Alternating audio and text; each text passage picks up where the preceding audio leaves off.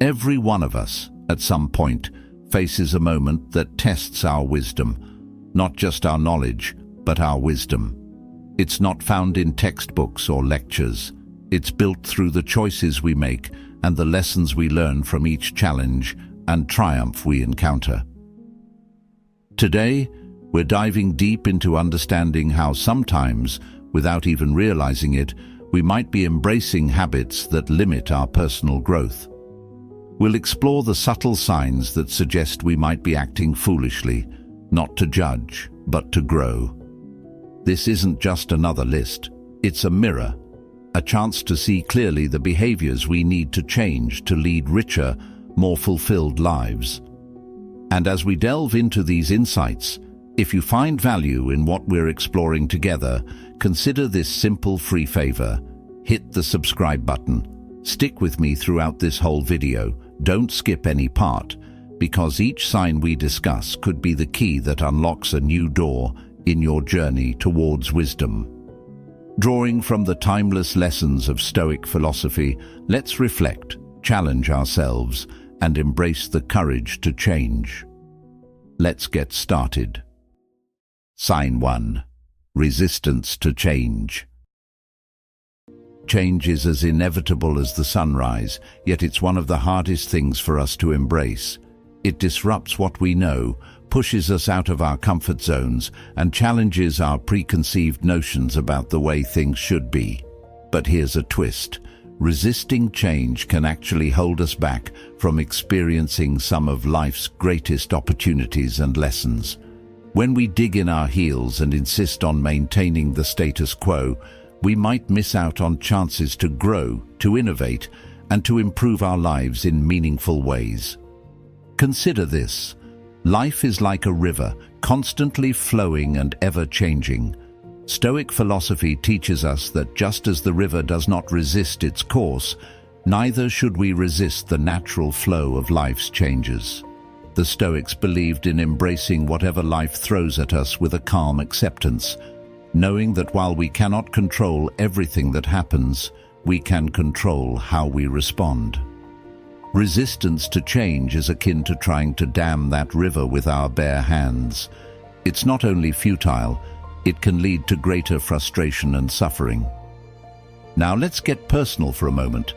Think about a time when you resisted a change because it was uncomfortable or because it challenged a belief you held dear. Maybe it was a move to a new city, a switch in careers, or even adopting a new routine. Initially, these changes might have felt unnecessary or daunting, but reflect on the outcomes. Did your resistance make the process easier or harder? Often we find that once we embrace the change, we open ourselves up to new perspectives and possibilities. We learn, we adapt, and sometimes we even flourish in ways we never anticipated. However, it's important to recognize why we resist change. It's not just about a fear of the unknown. It's also about a fear of losing what we have, whether that's comfort, familiarity, or control. This fear can make us rigid, limiting our potential. But Stoicism offers a powerful counterpoint. It teaches us that true freedom and strength come from within, from our ability to adapt and accept, rather than from clinging to external certainties. Embracing change doesn't mean being passive or giving up our desires and ambitions. Rather, it means actively engaging with life's changes, making conscious choices about how to respond, and finding ways to align these changes with our values and goals. It's about being proactive rather than reactive, making decisions based on wisdom and foresight rather than fear or habit.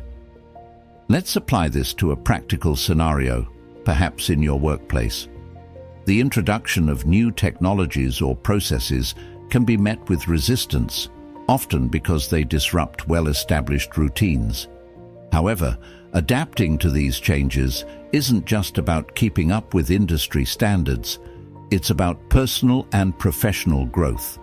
By learning new systems or embracing new strategies, you're not just helping your company evolve, you're also developing skills that enhance your own employability and effectiveness.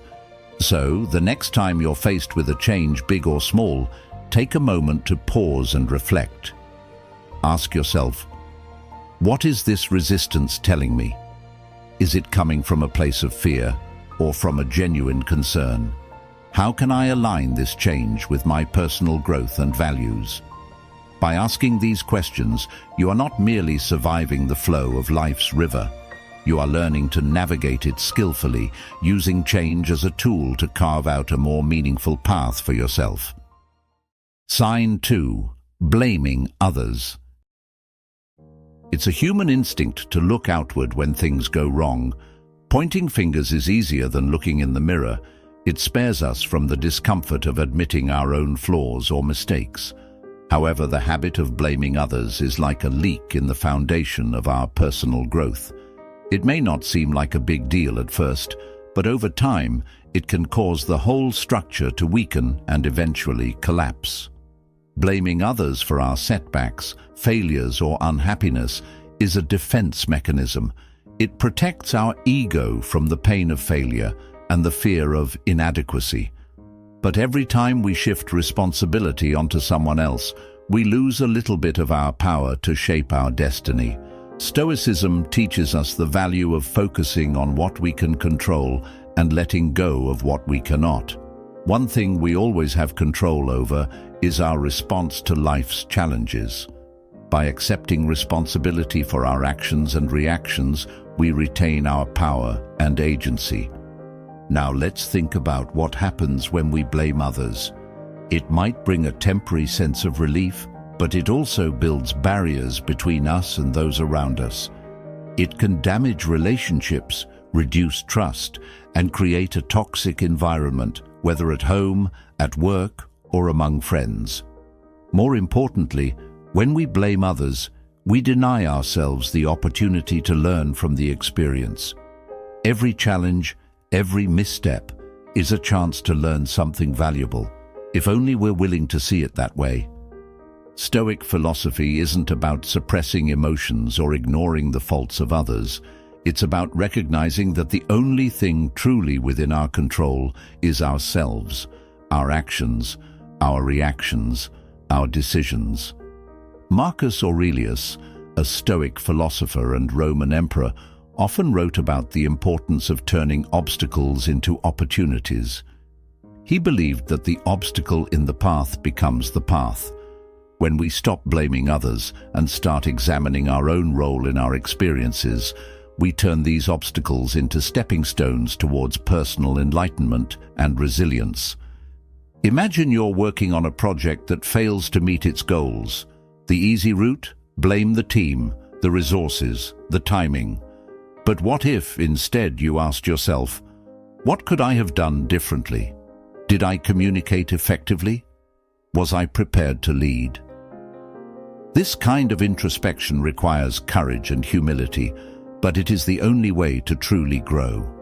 By taking responsibility, you might discover that improving your communication could increase team alignment, or that additional preparation could enhance your leadership in future projects. Moreover, accepting responsibility enriches our character and deepens our understanding of life. It teaches us compassion and empathy, as we begin to see that just as we are not perfect, neither are others. We all make mistakes, and we all have room to improve. This realization can transform the way we interact with others, leading to more meaningful and supportive relationships. So the next time you find yourself starting to point a finger, take a moment to pause and reflect. Consider what part you played in the situation and what you could do differently next time. Ask yourself what this experience teaches you about yourself, your values, and how you can grow from it.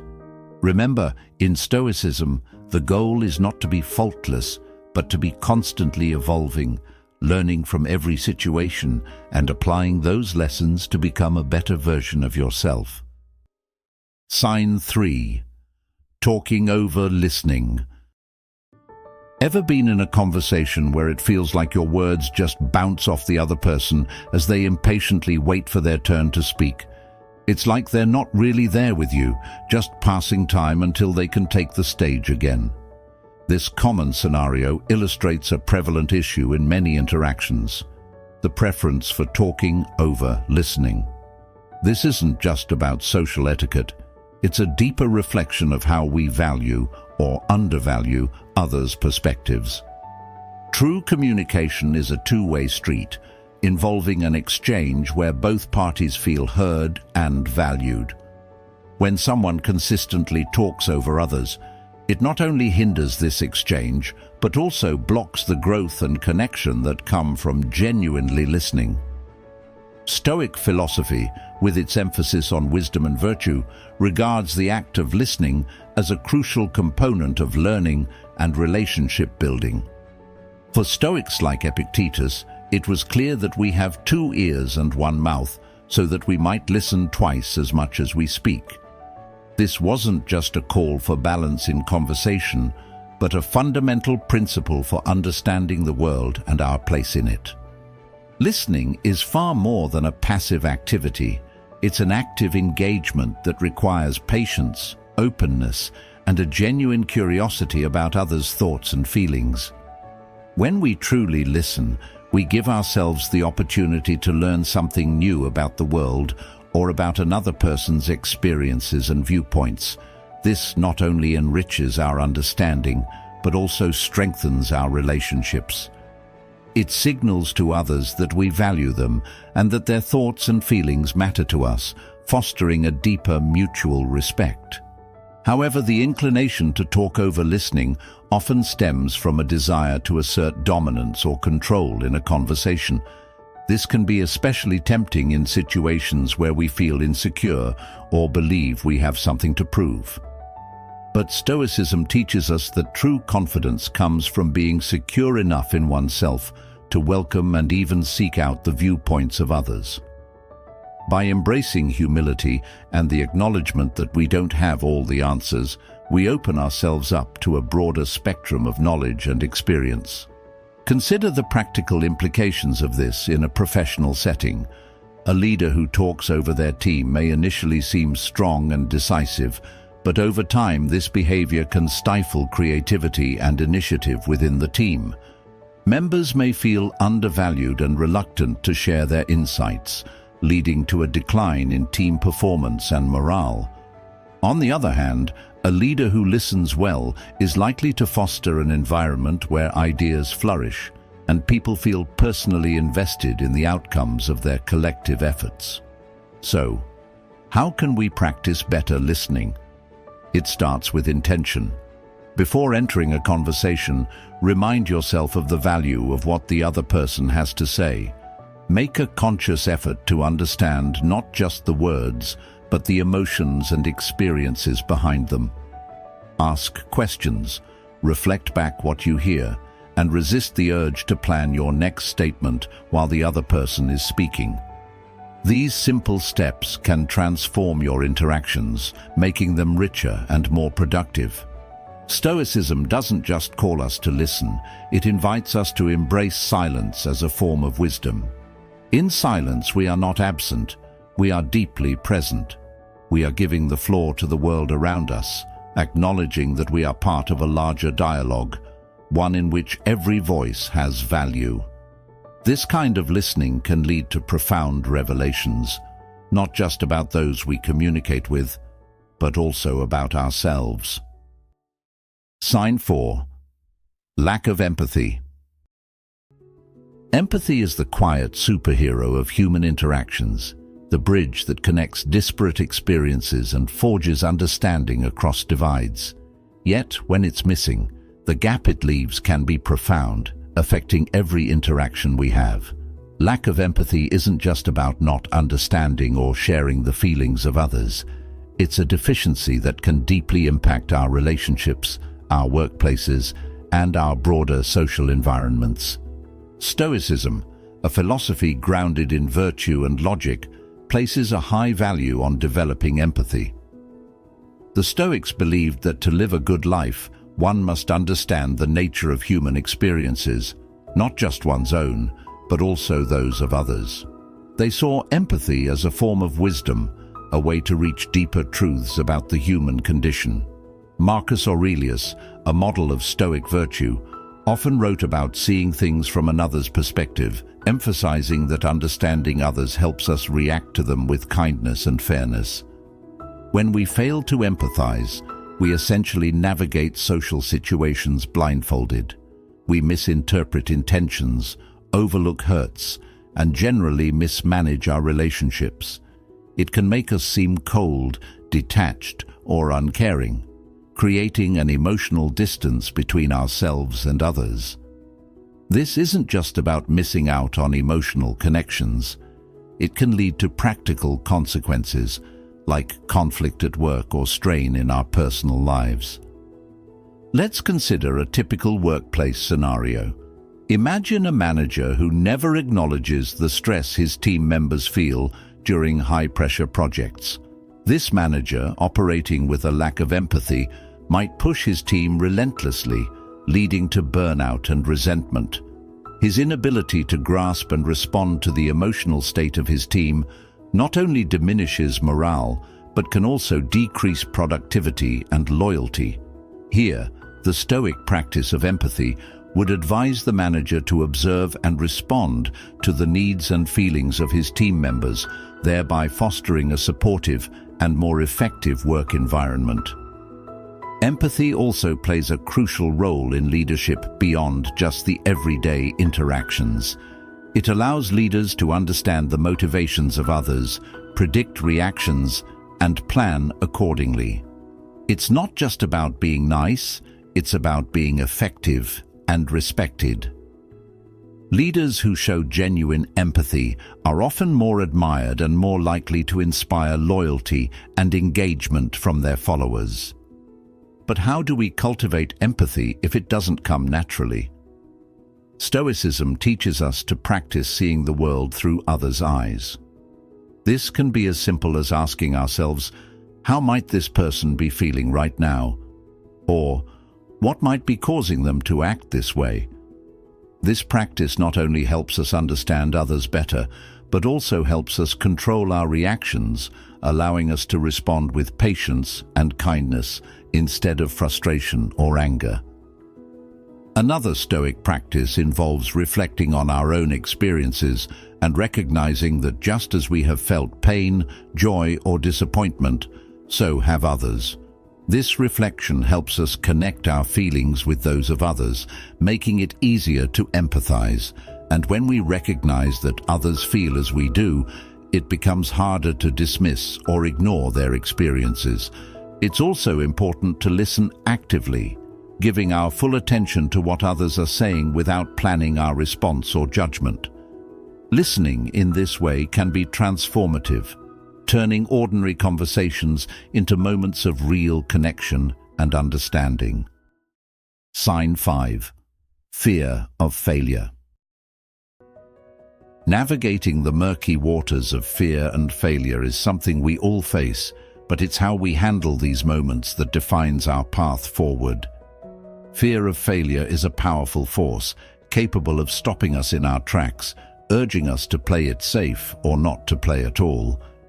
But let's unpack this a bit, because within this fear lies a paradox.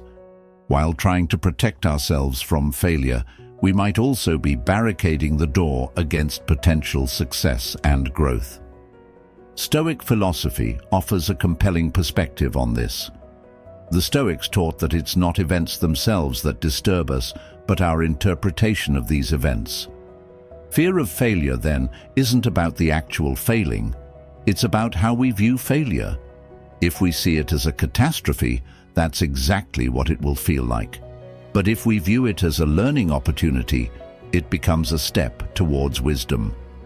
The Stoic approach encourages us to examine our thoughts and fears critically, asking ourselves what we truly fear about failing and whether those fears are justified by reality. Imagine for a moment the last time you hesitated to try something new or challenging. Was it because you were afraid of failing? Now think about what would have happened if you had failed.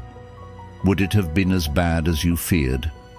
Often we realize that our fears are exaggerated, and that even in failure, the consequences are manageable. More importantly, the act of confronting our fears can be incredibly empowering. Consider the entrepreneur who is afraid to start a new venture, or the writer too scared to submit their manuscript. Their fear of failure might prevent them from ever taking the first step. However, each failure carries valuable lessons that are integral to personal and professional growth. Failing at something does not make one a failure. It makes them experienced, often leading to better judgment and greater resilience. This aligns closely with Stoic resilience, which is not about never falling, but about learning how to rise every time we fall. Moreover, fear of failure often keeps us from fully engaging with life, from reaching our potential or discovering new passions. It can lead to a life of regrets, not because of the things we did, but because of the things we were too afraid to try.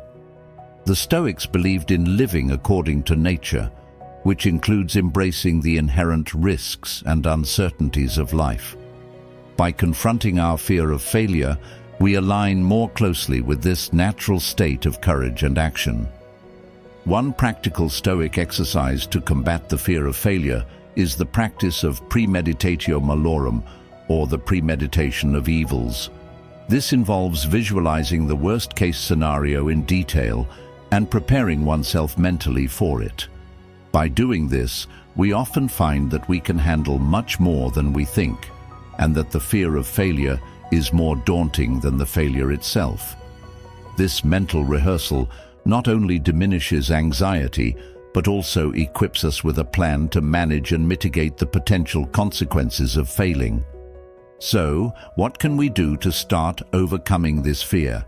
Begin by setting small, manageable goals that involve some degree of risk. Each small success builds confidence and reduces the fear associated with bigger risks.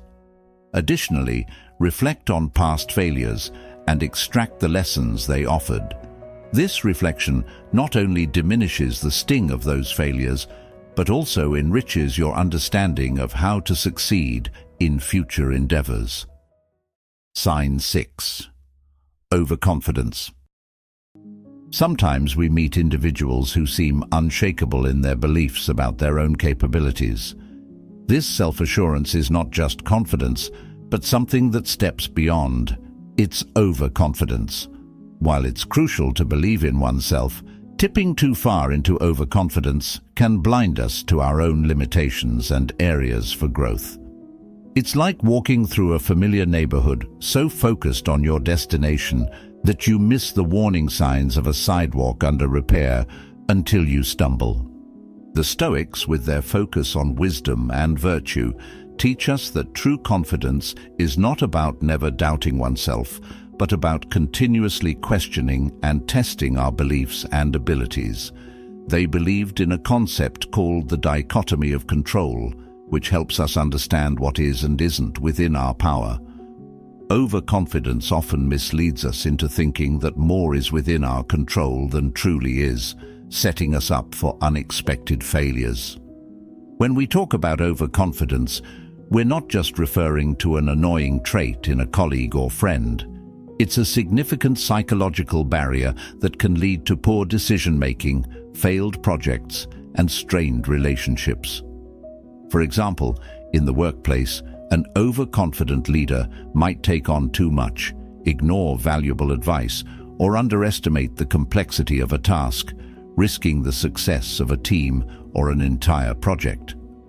On a personal level, overconfidence can prevent someone from seeking or accepting help, leading to isolation and even more significant mistakes. The remedy that Stoicism offers isn't to undermine one's self-esteem, but to foster a balance between confidence and humility. Marcus Aurelius, the Stoic emperor, often wrote about the importance of listening to others and reflecting on one's own faults. He saw overconfidence as a form of hubris that not only alienates others, but also separates us from reality.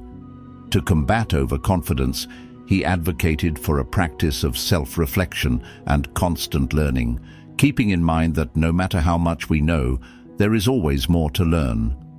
To cultivate a healthy level of self-awareness and avoid the pitfalls of overconfidence, start by embracing feedback. It's easy to feel defensive when someone critiques our work or points out a fault, but every piece of feedback is a gift that offers insights into how we can improve. Another practical step is to regularly set aside time for reflection. Ask yourself, what went well today? What didn't? What can I do better tomorrow? This kind of questioning can ground your confidence in real achievements and areas for growth, rather than in an inflated self-image. Moreover, engaging with diverse perspectives is crucial. Overconfidence thrives in echo chambers where our ideas and decisions are never challenged. By actively seeking out opinions that differ from our own, we not only check our overconfidence, but also broaden our understanding and empathy, which are key to effective personal and professional relationships. Finally, adopting a Stoic mindset involves recognizing the impermanence of success and the inevitability of failure. Understanding that we are not infallible, that we will sometimes fail, helps temper overconfidence. Each failure is not a sign to lower our self-esteem, but a reminder that growth is a continuous process. This perspective doesn't just protect us from the downsides of overconfidence, it enriches our journey, making us more resilient and adaptable.